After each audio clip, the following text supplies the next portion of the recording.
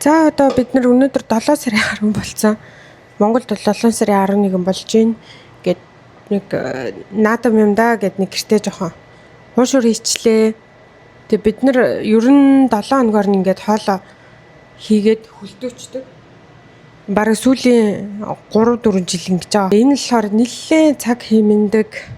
Стресс бүх юм л ер нь хэмнэдэ мөнгө чимнэн. За нэг иймэрхүү уушуурнууд болсон байна. Би бол үнэхээр хоол ундандаа маш муу. Тийм учраас нэг иймэрхүү л уушуур ичлээ.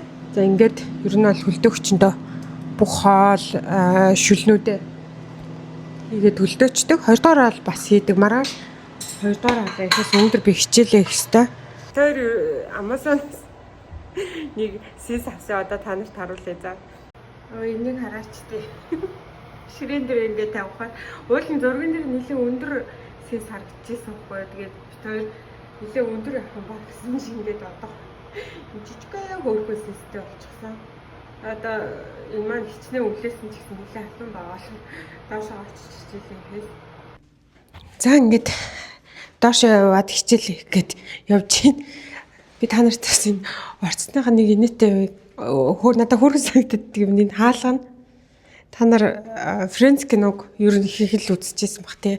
Би нөгөө сүүлийн хэдэн жил ер нь хичээлээгээд хүн чинь хичээл ихэр нэг олуулаа суугаад тахгүй шүү дээ. Тэгээд нилээ ер нь жоохон ганцаардаад идэв гэсэн. Тэгээд яг Friends-ийг үзэхээр найзуудтайгаа хамт ингээд гой цагийн өнгөрөөж амарсан тийм хөөрхөн. Надад хаалган Friends-ийн хаалга шиг санагдаад байхгүй юу? Ингээд суугаад тухтай бас жоохон гэртээ байгаадахаар дандаа байгаадахаар удчихтэй шүү дээ. Тэгэхээр нэг жоохон гарч ирд сууж мууж хичээл мичээлээ байгаа. Тэгээ надаа ер нь юу Монголд бас яг хичээлээ ихээр очих газар айгүй байхгүй байгаа нь жоохон хэцүү байгаад идэгсэн. Номын санд очихоор хагасаа бүтсэн заримдаа хаачдаг. Тэгээ эсвэл ийм дотоод ажиллаагээд ингээ хаачдаг. Эсвэл яг ажлын цагаар ингээд ажиллаад тэрнээс хойшоо ингээ ажиллахаа болчтий. Тэгээд очиж суухаар яг ингээд интернет байхгүй, залгаж чадахгүй гэл кофе шоп мовд очиж суудаг л байсан л та. Гэхдээ кофе шопоос юм аваад сууж л та. Тэгтэл нэг тийм гимтэй мэдрэмж төрөөддөг байсан. Тэгтээ бас заримдаа ингээд кофе шоп ч бас яг суугаад хичээл хийхэд бол нэг тийм тухтай орчим биш шүү дээ. Төвлөрөхөд жоохон хэцүү чанга ингээд дуу явна хүмүүс инээлтэн мэдээж тийч кофе уугаад гоё ярилцах гад ирсэн байгаа учраас чанга яриад гоё инээлдээд тэгээ сууцгаана. Тэгэхээр яг хичээлээ хийх орчин айгу чухал байдаг гэсэн. Тэгээд ковидын үеэр болохоор тийм гэртэл нэг гоё 5 тухмах бүрдүүлэх гэл хичээгээд байсан. Яг тэр үеэр ийд нөгөө юм сурч исэн болохоор. Тэгээ одоо болохоор яг ингээд бас хөөрхөн сэлгээд ингээд суучгаар бас арай дээр байгаа. Тэгэхгүй бол одоо сургуулийнхаа яг гоё номын санд ч суучиж болж байгаа. Тэг хит номын санд ер нь хичээл хийгээ суух газар маш их болсон. Одоо гэртээ ч гэсэн яг ингээ гэртээ суухгүй ингээ доош тийшээ яваад тийшээ rooftop дээр ч бас гараад суугаад хичээлээ хийчих болохоор юм лээ. Тэгэхээр бас яг орчноос хамаарахгүй нэг уйдахгүй угс суугаад удаан хугацаанд хичээлээ нэгдэг чинь тэр хүнээс ер нь айгүйх төсөр төвчээ шаарддаг ш. Тэгээд байжснаа хүн чинь нөгөө тархин айгүй уйдамхаа болохоор нэг газар шинэ газар очингуудаа ялчгүй анзаардаг байхгүй. Эхлээд айгүй сайн төвлөрж ийсэн нь хэсэг хугацааны дараа төвлөрөхөө болцдог. Ингээ шал өөр юм бодчуда. За өөр гоё шинэ орчинд очиж суух юмсаа ч гэдэг юм уу. Тиймэрхүү юм бодоод дээ. Тэгээ би өнөөдөр болохоор нөгөө нэг өдөр багштайгаа би нөгөө шалгалтандаа тэнцээд юм прожект би зүгээ юм үгээ хийсэн штэ амтнаас нэг дандаа чожиж модсон хэсэгтэй боллоо. За нөө нэг өдөр бит хоёр прожект ер нь бол ярилцъягээд хэлчихсэн. Тэгээ тэрэн дээр бас нилээ ингээд одоо санаа зовоод бодоод байгаа юм байгаад байгаа хгүй ямар сэдв сонгох уу яах уу гэж мэдээж синчээч янз янзын одоо туршлагатай хүмүүс байгаад байгаа. Болж игэл тэр хүн надад цагаа өгч яана гэдэг чинь би маш хэрэгтэй зүйл одоо ярьж өгмөр санагдаж байгаа байхгүй юу. Тэгэхээр бас сэдвээ аюу сайн ухцтай бодож байна. Ер нь өдөр шингүүл бодож байна. Тэгээ сүүлийн үед болохоор яг хичээл дээр очиод Тэгээд айгүй ойрхон нөгөө даалгавруудаа ингээ явуулах хэвээр багаар хийх ажил. За өөрөө өөх шалгалт гэх мэтчлэн маш их юм байгаа. Тэр дундуура ер нь бол ямар үед зав гараад яг идрийгээ бодож чадаад нэг ихээр ерөөсө автобусанд яваа да. Эсвэл нэг жоохон цаг гараад нэг кофе уугаад суухаараа за нэг иймэрхүү ажлуудтай байна. Хизээ яг цаг гаргаад бодох вэ гэдгээ бодохгүй бол хизээ бодохоо хүртэл бодохгүй бол нэг тий яагаад байгаа. Гэхдээ гоё яна сурна гэдэг чинь ер нь нөгөө хүмүүс чинь төрөл бүрийн одоо аргаар тэр аж аргалын мэдрэмжийг аваад байгаа шүү дээ. Миний хувьд бол нэг юм сөрөг талаараа эрэг талаараа л гэж байгаад байгаа болов гэж бодож байна. За сөрөг талаар гэх юм бол одоо юмд онцдог ч юм уу те. Тэгээ эрэг талаараа болохоор тасгал хөдөлгөөн их шинэ юм сурах. Тэгээ би уурчижсэн шинэ юм сурахад бол нэлээ одоо тарих бол аж аргалын мэдрэмжийг ингээд авч идэг. Эхлээд бол тарих нь бол эсэргүүцдэг болов гэж би бодож байгаа. Мэдээж тухтай бүсдээсээ гарч байгаа учраас намайг эсэргүүцээд ингээд өмнөх нөгөө тав тухтай орчны маань өгүүлүүлдэг юм уу те. Одоо наатахаа хийхэ болоо гэд бидний нөгөө тархичин бидрийг хамгаалах үүрэгтэй учраас яг тэр үе даваал нэг сар ч юм уу те өөртөө үнж агаад явчихаар тэрнээс хоошоогоо тархины энэ бол миний хэвийн идэг зүйл юм байна гэж хүлээж аваад тэгээд айтайхан болдог юм болов уу гэж би бодоод байгаа штэ. Надад яг тэгжсэн эхлээд шинэ юм сурж хахад бүр маш их яах гэж юм ийгээд байгаа юм болоо ямар ч хэрэггүй баг би ерөөсөө ингээм амжилтанд хүрэхгүй байхаа би л ерөөсөө чадахгүй байхаа гэж баг 1000 удаа айгүйх тархин тэгж орж ирээд идэг юм лээ. Тэгээд тэр үе тисэн гэх юм уу тисээ даваад яг эцэг нь үр дүнг нь нэлээ сайн бодох гэж хичээсэн. Дараа нь ингээд энийг давтсны дараа нэг гоё болох юм санагдаадсэн учраас тэг гүрээдсэн. Тэгээ миний бас нэг уншижсэн ном habit нөгөө туршлага яаж одоо яг habits гэдэг ном биш. За би бас Tiny Habits гэдэг ном байсан. Тэр миний ингээд бас үзэл бодлыг нэлээд өөрчилсөн байхгүй юу. Тэр ном дээр юу гэж гарч ирсэн бэ гэхээр сэтгэл хөдлөлөөрөө хийгдсэн шийдвэрүүд одоо тэр туршлууд болохоор их богино хугацаанд явдаг юм байна л да. Одоо жишээлбэл би ингээд юу хүн болгонд гарч ирдэ штэ. Шинэ жил болоод дуусны дараа би энэ жил ийм хүн байна гэл нэг сэтгэл хөдлөлөөр эхлэв. Тэгэл тэр бүхэн нь яг нэг сарын хугацаанд ч явдаггүй. Тэг зарим хүнд болохоор 2-7 хоног, за заримд бол мэдээж тууштайгаар яг тэр зүйлээ явж л байгаа. Гэхдээ сэтэл нь юу вэ гэдг нь айгуу чухал байгаа байхгүй. Сэтгэл хөдлөлөөрөө ингээд хийгдсэн болохоор нэлээд богино хугацаанд яваад тэгээд сүүл рүү нэг сонирмшуулаад тэгээ болчт юм лээ. Харин яг жинхнээсээ шийдээд тэр зүйлийг сэтгэл хөдлөхгүйгээр энэ бол надад айгүй чухал зүйл юм байна гэд дотроосоо хүсэл мөрөөдлөөр бас нэг жоохон эхэлчихээрээ шал өөрчлөлт юм болов уу гэж би бодсон.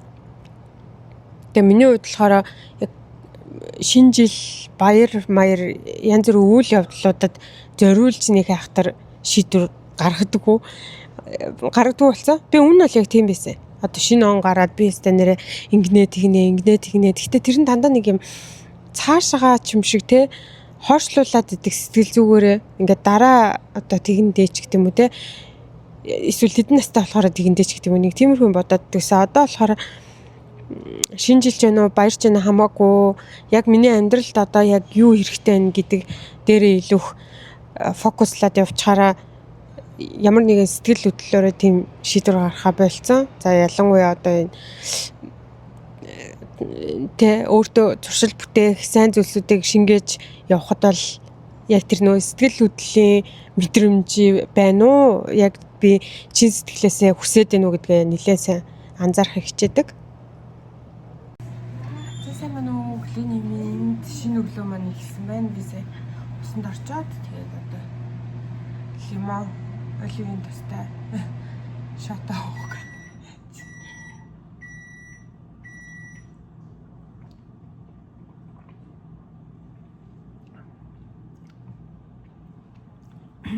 Эхлээд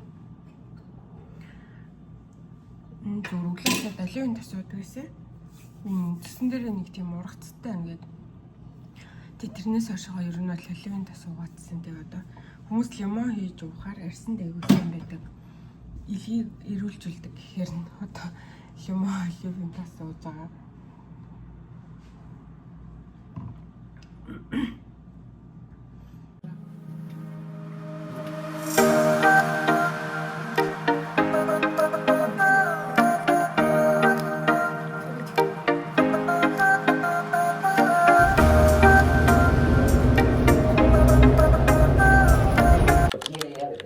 Fingerprints on the weapon, DNA on the crime scene. If you are not involved, how can you explain? And then we measure the test statistic. We talk about this one. I haven't given you an example yet, but this test statistic, if it's not big, it will fall to the not big enough side, which is the weak side. Okay. So say, yeah, we found something, but the data is not strong enough to contradict or to convince. За би хичээлдээ суучаад гарч ирлээ. Өнөөдөр хагас өдөр бол би 2 хичээл авдаг байхгүй юу? 3 цаг гээд нийт 6 цагийн хичээл авдаг. Гэтэ би нэг хичээлээс нь сүүлийн хичээлээс нь чөлөөлөгдсөн болохоор сая ганц хичээл дээр суучаад гараад ирлээ.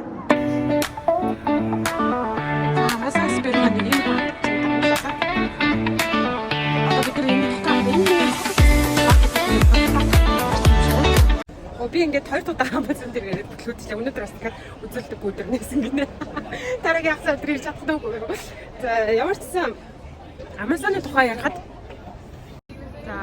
Amazon бол маш том одоо AI амжилттай ашиглаж байгаа компани байгаа. За юун дээр одоо голчлон дээр ашигладаг гэхээр supply chain байгаа. Одоо харилцагчийн бараа бүтээгдэхүүнийг хэрхэн хурдан найдвартай хүргэж өгөх вэ гэдэг дээр одоо supply chain-ээр ажилладаг. Recommendation системийг болохоор ямар бараа бүтээгдэхүүнийг тухайн харилцагчд хүргэх вэ гэдэг дээр шийдвэр гаргах халтан дээр ашигладаг. Сая манай нөгөө хичээл дээр бүртлгүүцсэн ийм бизнесүүд ямар бизнесүүд байгаа вэ? Тэрнийг одоо ингээ хэрэгжүүлээд ямар стратеги барих вэ гэдэг нэг тийм хичээл орсон. Тэрэн дээр болохоор ингээд бид нэр Amazon рестораныг сонгосон. За Amazon ресторан болохоор яг тухайн үед одоо нэмэлт ийм одоо бизнесийн парт байхаар гарч ирээд тэгээд бүтлгүүцчихсэн юм бэлээ. Яагаад бүтлгүүцсэн бэ гэхээр тухайн үед одоо нөгөө Uber Eats-тэй DoorDash гээд маш олон төрлийн хоолны хүргэлт гарч ирээд тэгээд өөрөө өрсөлдөж чадахгүй болохоор ингээд энэ бизнесийн санаа нь бүтлгүүцчихсэн мэлээ. Тэгээд бид нар яаж дахиж гаргаж ирэх вэ гэдэг дээр болохоор багаараа ингээд ярилцаа. Тэгээ миний санаа болохоор тийм эсэ одоо бол Amazon ч өөртөө маш хүчрхэг юм бараа бүтээгдэхүүний хүргэлтийн компани шүү дээ. Тэгэхээр тэр харилцагчдэрээ тулгуурлаад оноо цуглуулад тэгээ оноогоор хоолоо хямдруулж хүргүүлж авдаг ч юм уу те. Тэгэх юм бол бид нар заавал DoorDash-тэй өрсөлдөх гээд шаардлага байхгүй.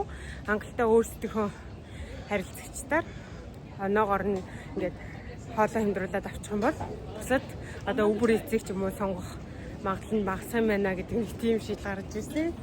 Тэгээ одоо дараа 7 хоног чадвал дахиж ирнэ л гэж бодож байгаа. Энийг харахыг бол маш их хүсэж байгаа.